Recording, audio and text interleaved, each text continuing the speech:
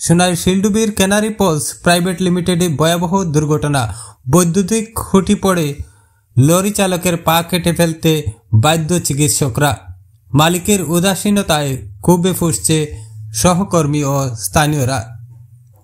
শিলচর বদরপুর অঞ্চলে শিল্প নিরাপত্তা নিয়ে নতুন করে প্রশ্নের মুখে পড়েছে শিলডুবির ক্যানারি পলস প্রাইভেট লিমিটেড।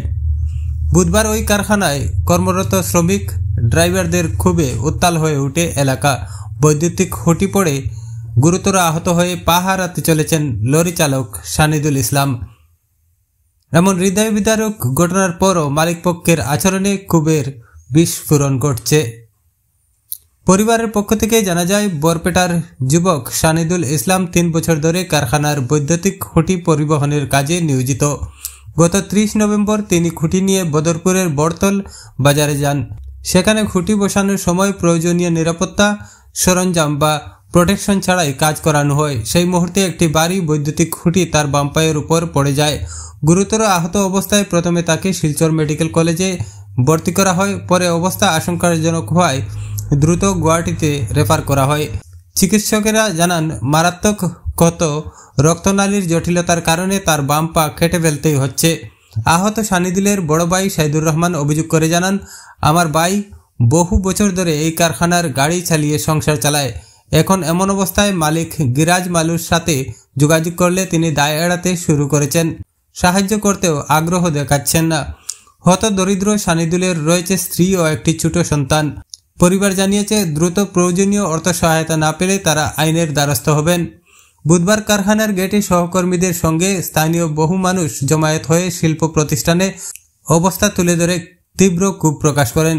তাদের অভিযোগ, কারখানায় পর্যাপ্ত সুরক্ষা সরঞ্জাম নেই, শ্রমিকদের প্রশিক্ষণ ছাড়া ঝুঁকিপূর্ণ কাজে নামানো হয়।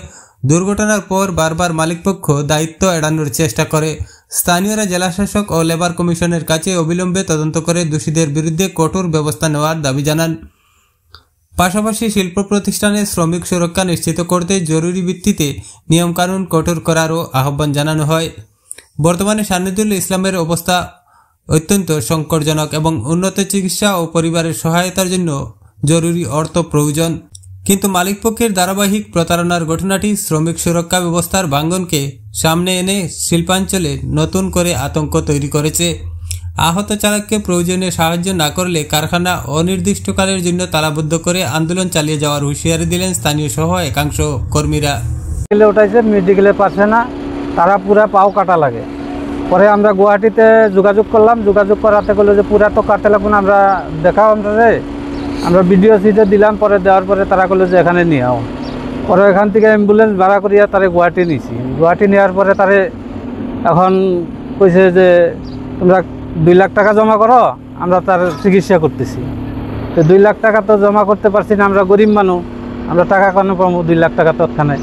তো আমরা মালিককে ফোন করলাম যে দাদা এরকম হয়েছে, তাহলে আমরা বাড়িটার অল্প বাঁচান না। মালিকে কইছে যে ঠিক আছে, আমি অল্প টাইমে পয়সা দিতেছি। ওইকে মানে সকালকে পৌঁছাইছে 3টা বাজায়। আমরা সারাদিন অপেক্ষায় থাকতে থাকতে পয়সা দিছে না, 2টা বাজায় অপারেশনে ঢুকাইছে। দোকানের পরেও মালিকে খালি বলে পয়সা দিতেছি। তারা তো জমা না করলে মানে ট্রিটমেন্ট করছে না। তখন ট্রিটমেন্ট করছে না দেখিয়া 2টা বাজায় নিচে 8টা অবধি বাজিয়ে গেল, তথাপি মানে তারে এখন বার করিয়াও দেয় না, অপারেশনও হয় না।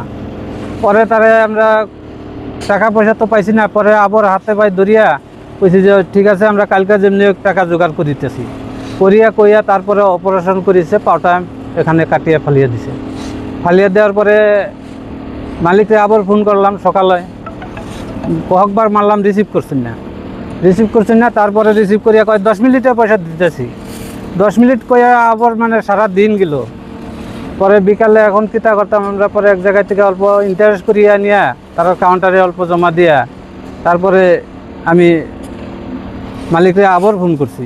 ফোন করাতে মালিকে রিসিভ করছেন না। পরে আবার মানে কইছি যে এখন টাকা পয়সার কথা, টাকা পয়সা না হলে তো আমরা তার চিকিৎসা করতে পারছি না। মেডিসিন কিনে আনিয়া দিছিল, ও মেডিসিন পর্যন্ত তারা ঘুরিয়ে দিয়ে গেল, তার মানে দিল না, পয়সার অভাব।